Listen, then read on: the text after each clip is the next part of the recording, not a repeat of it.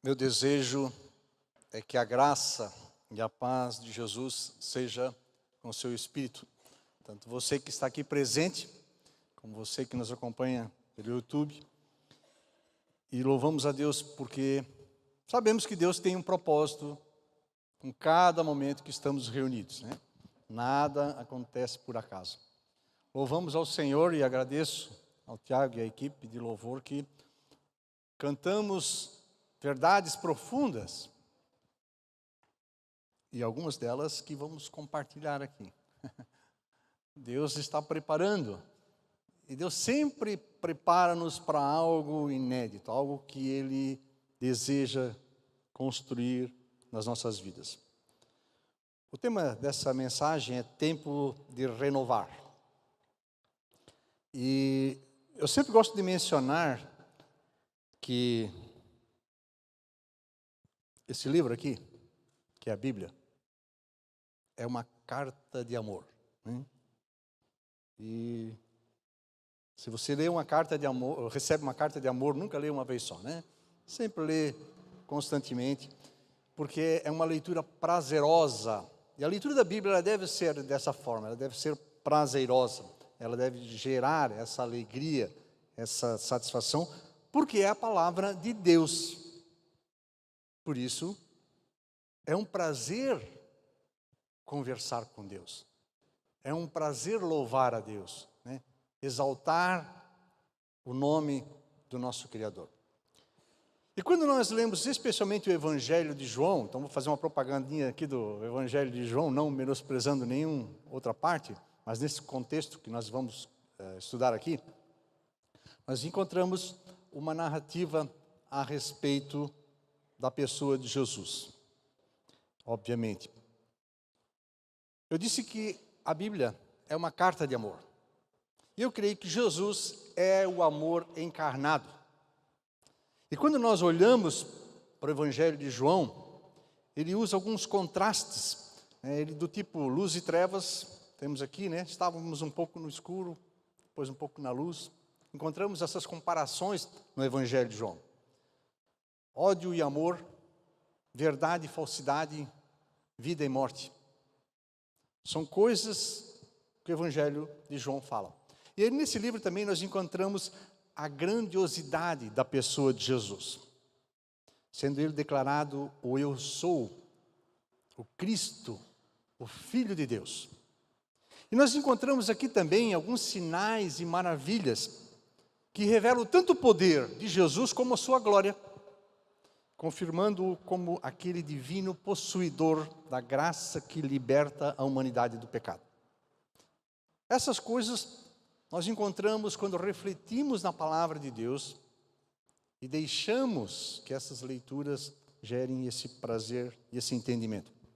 Nós também lemos aqui que Jesus afirma que seus discípulos, e nós estamos incluídos nisso, fariam obras maiores do que ele faria.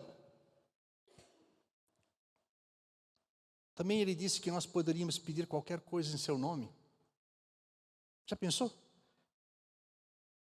Que nós também deveríamos guardar os mandamentos por amor a ele. Ele também garantiu-nos o envio do Consolador e nos deixou a sua paz. É importante nós sempre considerarmos essas verdades da palavra de Deus. Queridos, Jesus é aquele que tudo criou e fez desse mundo a sua habitação temporária para criar o único caminho para habitarmos eternamente na casa do Pai. Jesus é a única esperança de uma raça sem esperança. E, por isso, é tempo de renovar a esperança. Deus quer renovar a nossa esperança. Então, muito mais do que eu tenho dito aqui, com certeza, você vai encontrar nessa leitura que será prazerosa. Experimente, você vai gostar, porque é o único livro onde o autor está presente.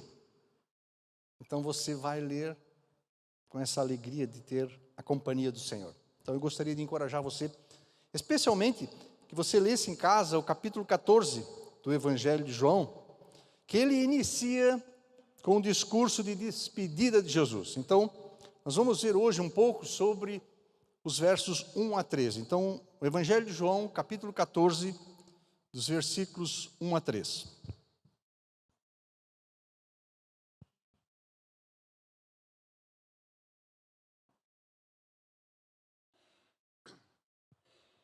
O texto diz: não se perturbe o coração de vocês, creiam em Deus, creiam também em mim. Na casa de meu pai há muitos aposentos. Se não fosse assim, eu lhes teria dito: vou preparar-lhes lugar. E se eu for e lhes preparar lugar, voltarei e os levarei para mim, para que vocês estejam onde eu estiver. Oremos. Querido Deus, te agradeço porque a tua palavra é viva e eficaz, nós sabemos disso, mas sempre é bom lembrar que o Senhor está sempre presente com a tua igreja, manifestando a tua bondade, a tua misericórdia. Eu quero te pedir que essa palavra possa produzir de fato renovação nas nossas vidas e que o teu Espírito conduza tanto a palavra como também o nosso espírito a ser receptivo àquilo que o Senhor quer falar à igreja. E assim eu oro em nome de Jesus. Amém. Então Jesus aqui, ele inicia a sua fala aqui, ele confortando os discípulos, quando ele declara: não se perturbe o coração de vocês. É claro que Jesus está falando lá para os discípulos, mas ele está falando agora. Então entenda que Jesus está falando para você: não se perturbe o seu coração. Nesse contexto aqui, Jesus ele estava no final do seu ministério, ele sabia da traição de Judas, ele tinha conhecimento de que Pedro ia negá-lo, mas mesmo assim, ele instruía os discípulos. Jesus sabia que após retornar, ao Pai, os discípulos passariam por luta, por perseguições e até a morte. E considerando essa situação, ele os conforta com uma promessa, mas antes ele declara uma coisa. Ele diz: creiam em Deus, creiam também em mim. Para quem que Jesus estava falando isso? Para quem? Os discípulos. Ele estava falando para os discípulos. Pessoas que conviveram com Jesus, viram seus milagres, viram seus grandiosos feitos. Aí eu pergunto: será que alguém ali duvidava? Porque Jesus está dizendo: creiam em Deus, creiam também em mim. E em João 14, 9, Jesus fala para Felipe, mas não estava falando só para Felipe, ele estava construindo todo esse cenário para todos. E ele diz assim: você não me conhece, Felipe, mesmo depois de eu ter estado com vocês durante tanto tempo? Irmãos, crer em Deus e em Jesus é reconhecer a divindade de cada um. Crer não é só acreditar. Crer é reagir a esse pensamento de fé em Jesus. Então eu creio, eu reajo a essa, é uma ação. E também é descansar na soberana vontade de Deus. É confiar, é obedecer. É crer em Deus Pai e em Deus Filho, pois não podemos separar o Pai do Filho. Eles são um.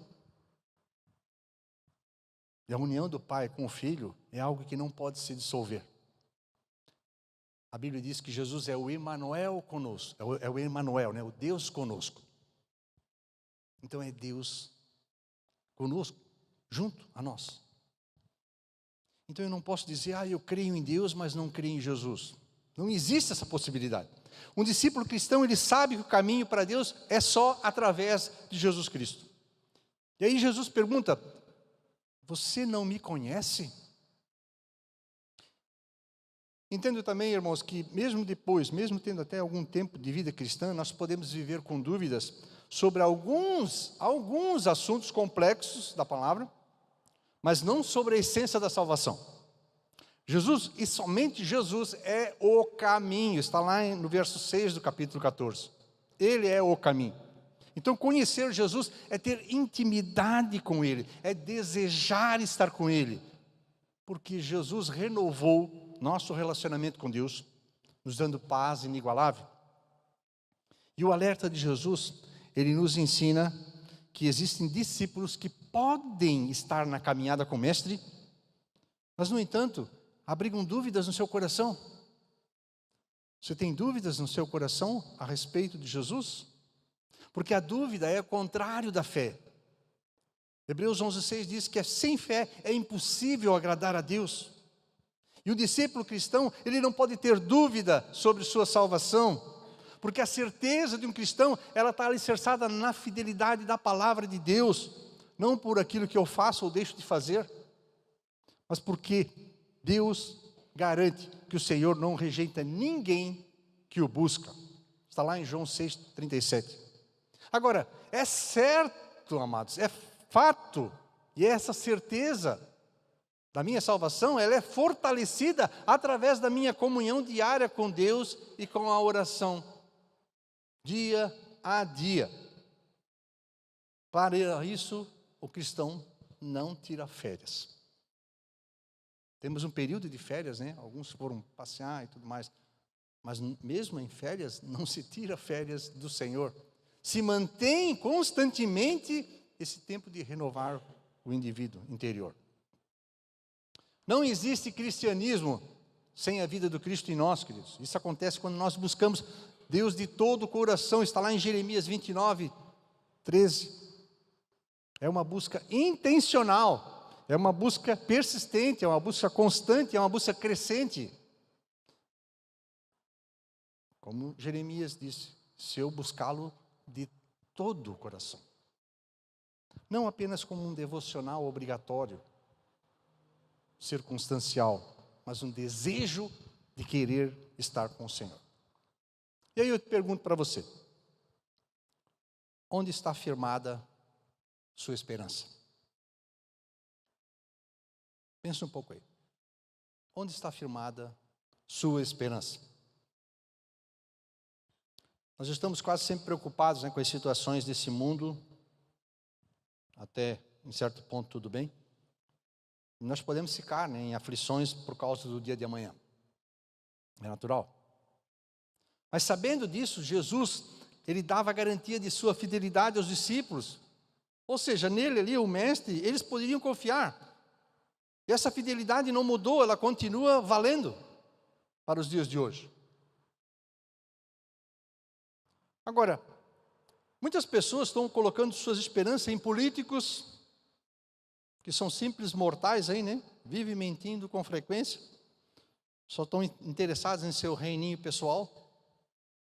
Outras pessoas colocam suas esperanças em bens materiais, acumulam dinheiro, tentam garantir o seu futuro em segurança nesse mundo. Mas se nesses planos Deus não estiver, posso lhe garantir, a sua esperança será frustrada. Planejar o futuro sem problemas. A Bíblia até orienta isso. Agora, Deus precisa estar em primeiro lugar. E se nós temos um compromisso de vida com Jesus, nada poderá nos abalar. Nós estamos guardados em Jesus, nós estamos protegidos, amparados. Nós estamos protegidos para a eternidade. E isso tem que estar bem firmado no nosso coração. E mesmo que nós teremos alguns problemas aqui, amados, para suportar, né? Constantemente nós devemos ter a nossa mente na perspectiva da eternidade. Isso aqui é só um período transitório para usufruir o que há de melhor. Nós somos submetidos com frequência a pressões. Todos nós temos pressões, né? Da família, no trabalho, enfim. E como é que não vamos ficar preocupados, né? Que não vamos ficar perturbados quando a razão muitas vezes nos leva a isso. E como é que eu posso então manter a chama da esperança acesa no meio da tribulação? É isso aqui que Jesus está enfatizando. Ele diz, não se preocupem, não se perturbem. Há algo melhor, muito melhor. Não se perturbe o vosso coração. Jesus sabia o que estava falando, gente. E aqui Jesus Ele está ensinando os discípulos a renovarem a esperança em Deus. Porque Deus é fiel.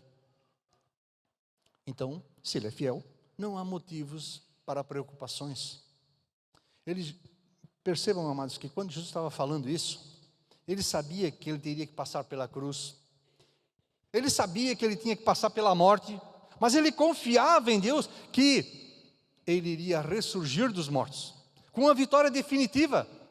É isso que nós precisamos entender. Uma vitória definitiva sobre a morte. E por que Ele fez isso? Para nos dar vida eterna e vida eterna com o Pai. Isso deve alegrar o nosso coração. Então aqui, Jesus depois ele faz essa promessa, antecipando algo novo. Ele declara que Ele preparou um lugar para nós, na eternidade, junto com o Pai. Olha como Jesus é amoroso, né? Ele dá essa dica, uma casa celestial, e que somente Ele pode nos conduzir até lá. Por isso, é tempo de renovar a casa. Eu gosto da minha casa, do meu lar, onde moro com a minha família. Você gosta da sua casa?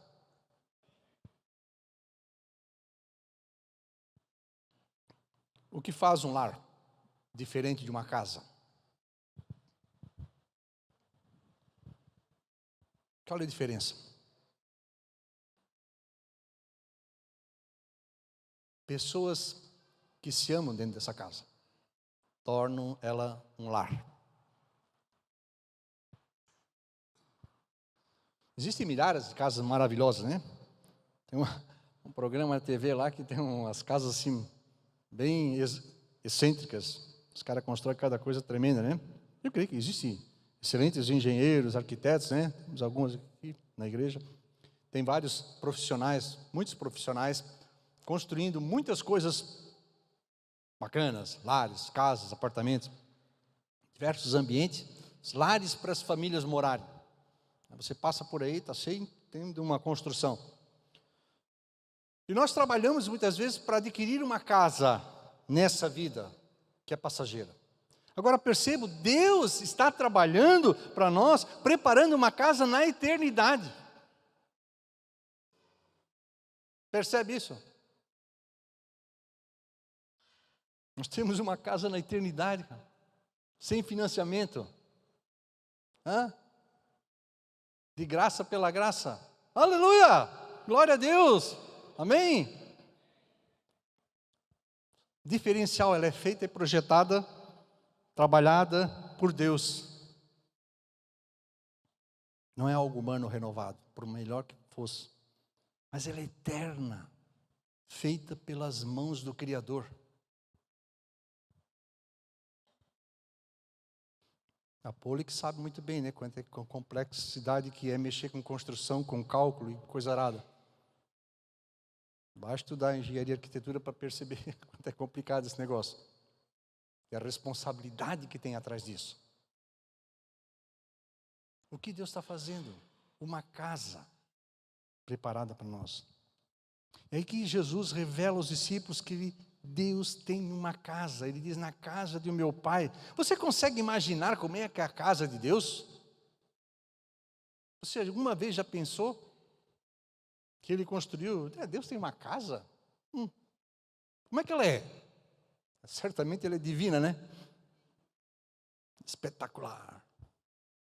Agora Jesus dá uma dica, pelo que realmente importa. Ele diz, há muitos aposentos. Muitas moradas. E nessa casa há muitos lugares, muitas partes que servirão para os fiéis em Cristo habitarem, irmãos. Jesus quer que nós estejamos com Ele. Pensa nisso. Morando na casa do Pai, aleluia. Ele quer que eu esteja morando com Ele. Ele quer você morando com Ele. Essa é uma promessa fiel. Jesus vai ao Pai, vai preparar o lugar para nós e depois Ele vai voltar para estarmos com Ele. Jesus promete e cumpre todas as suas promessas porque Ele é fiel, então nele você pode confiar. Ele diz, Jesus diz, na casa de meu Pai, que é um lugar de habitação, é um lugar que traz segurança, é um lugar que traz descanso. Deus tem um aposento especial em sua casa, preparado para cada um de nós, queridos. Uma casa que é eterna. E falando de casa, nós podemos pensar, obviamente, em construir e lembrar de renovar. Nosso lema, né? Celebrar, renovar e consagrar. Renovar. Então, mudar para uma casa nova, né? Construir, reformar uma casa ou parte dela, né? Essas coisas remetem o nosso pensamento ali para restauração, renovação.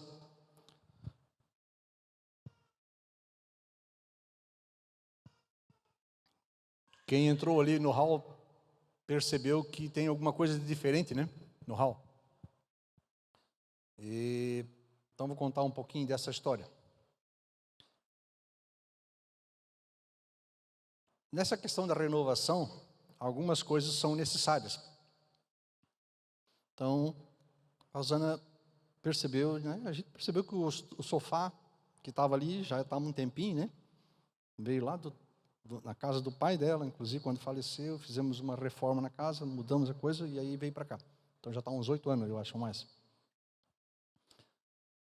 Estava velhinho, mas estava servindo. Aí, aconteceu que um casal ofereceu, sem saber de nada, né? Um casal que não congrega aqui conosco. Mas Deus sabia. Isso aqui é importante. E ofereceu aquele sofá. Não tinha como buscar, então providenciamos, tudo bem. E aí, enquanto isso, a Rosana fez umas renovações. Ela pintou, compramos uns spray, pintou uma coisa aqui, ali, mexeu ali naqueles ambientes, foi restaurando e renovando as coisas.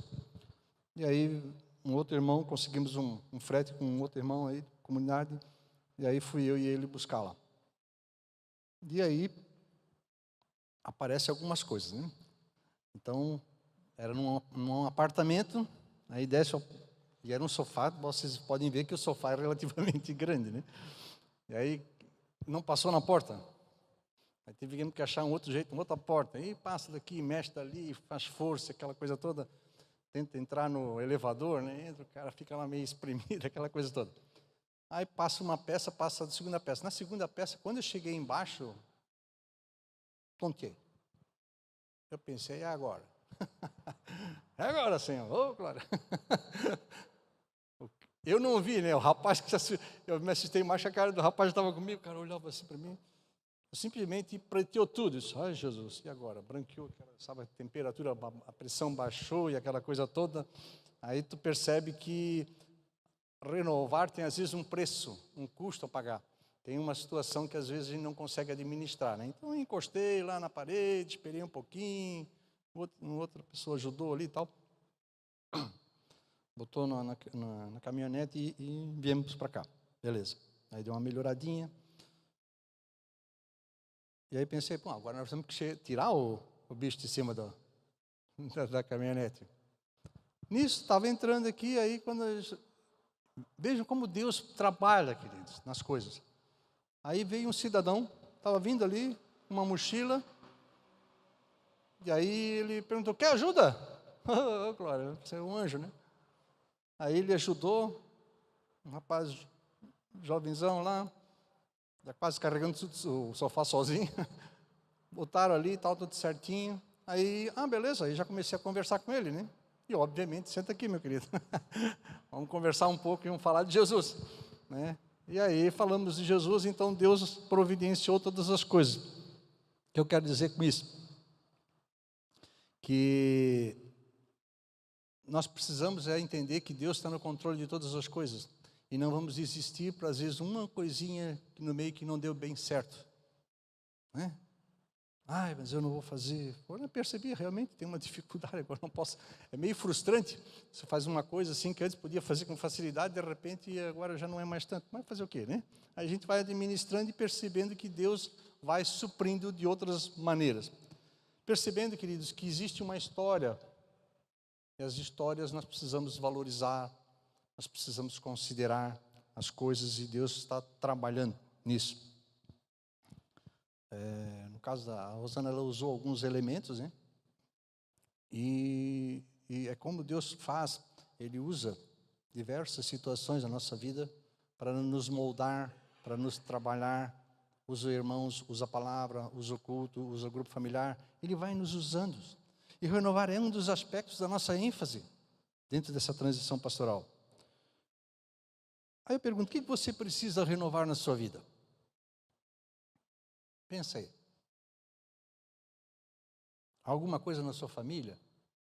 Seu relacionamento com a sua esposa? Seu relacionamento com o seu filho? Né? Com o seu marido? Seu relacionamento familiar? Os pais, mãe? Ah, não falo com meu pai há tanto tempo. Fala com ele, mas ele não fala contigo, mas fala com ele. Toma iniciativa. Com um vizinho. Talvez aquele vizinho que não é tão querido, né? Mas você tem que ser o vizinho querido. E vai lá. Nós podemos renovar muitas coisas na nossa vida. Nós podemos renovar a nossa mente com novos e bons pensamentos que estão na palavra. Romanos instrui isso, né? Renovai a nossa mente. Renova.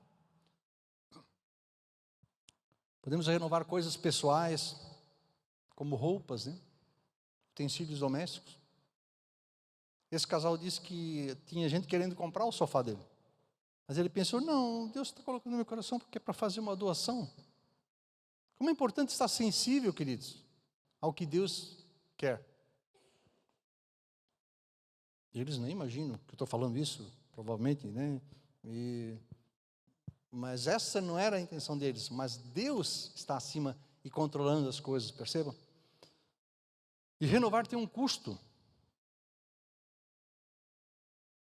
Tem um preço a ser pago. Você está disposto a pagar um preço para renovar determinadas coisas na sua mente? Um preço que pode ser o tempo, para você memorizar mais a palavra de Deus, um tempo para você investir na vida de alguém, ou mesmo até na questão de oferta, como foi mencionado lá. Renovar é importante. Nós podemos renovar hábitos. Quais atitudes você precisa renovar? Comportamentos. Enfim, né? Seja aberto a opiniões. Esteja aberto a novas ideias que sejam centradas na palavra de Deus. E saiba ser agradecido por aquilo que você já tem. Porque o diabo sempre vai querer botar uma situação negativa.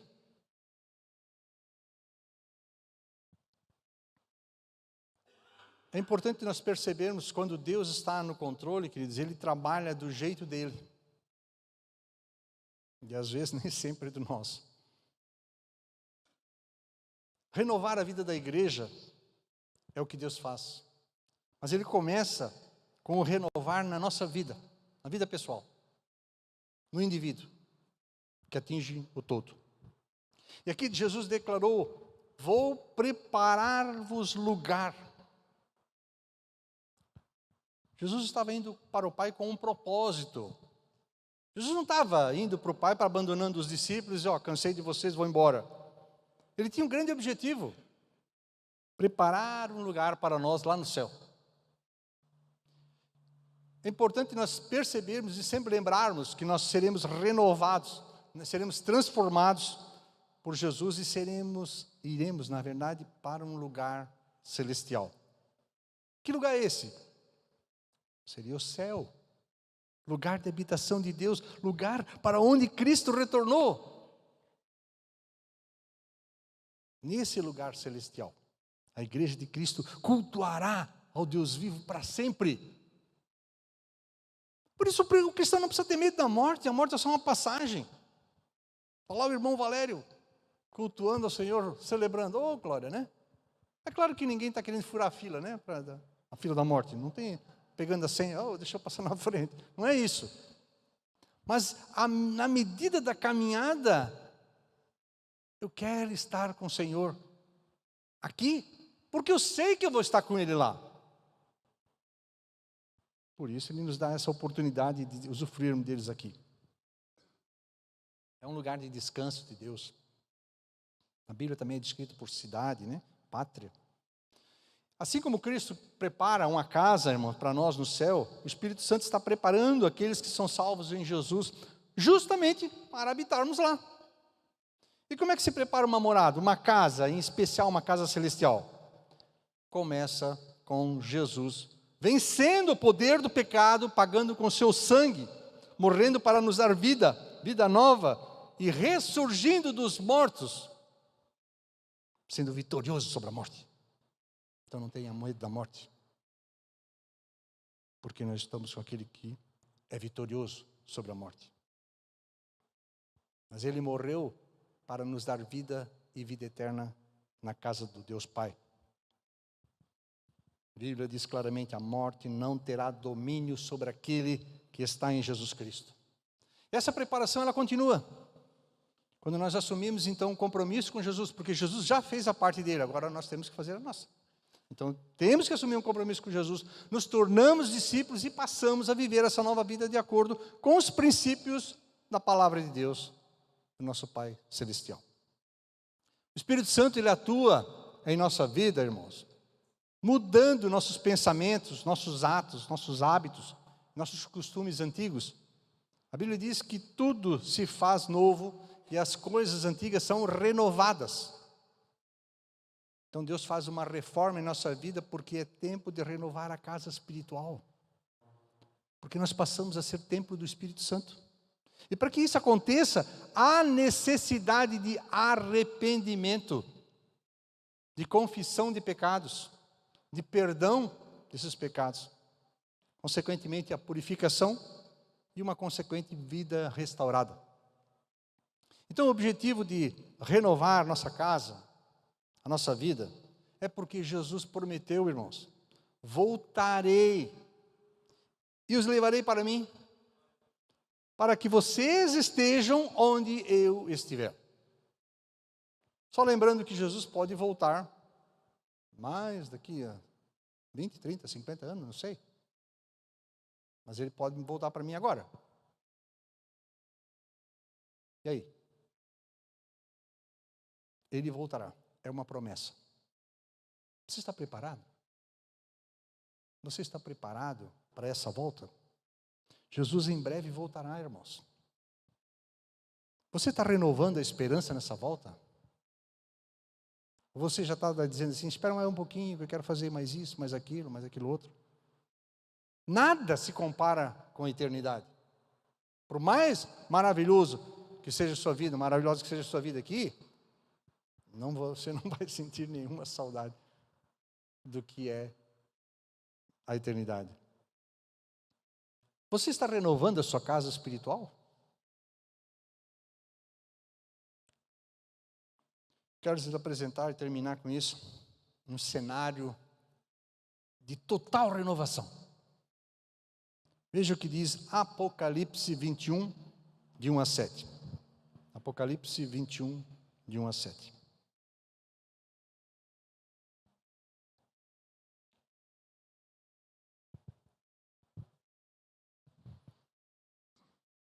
Então vi um novo céu e uma nova terra, pois o primeiro céu e a primeira terra tinham passado, e o mar já não existia.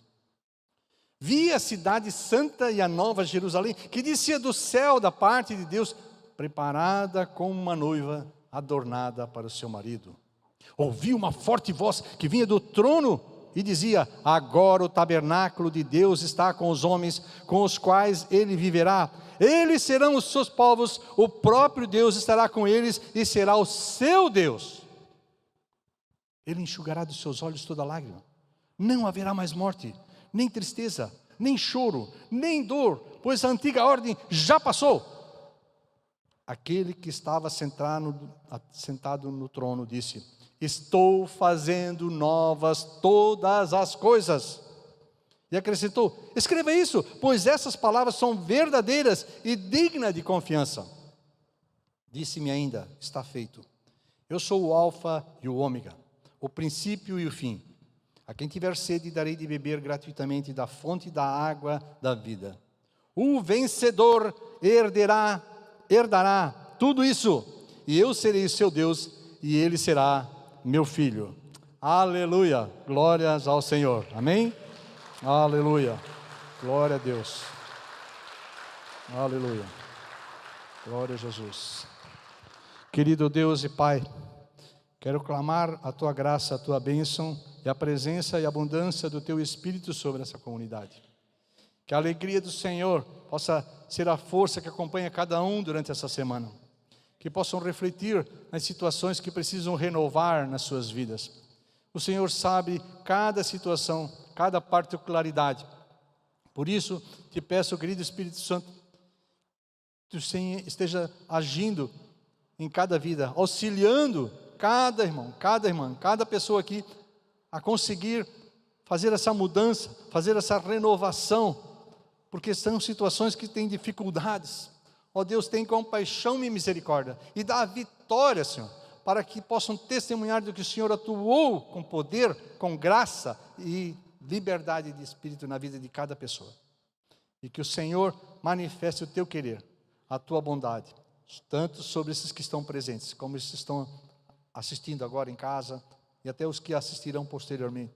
Que a manifestação do teu Espírito tenha continuidade na vida da tua igreja.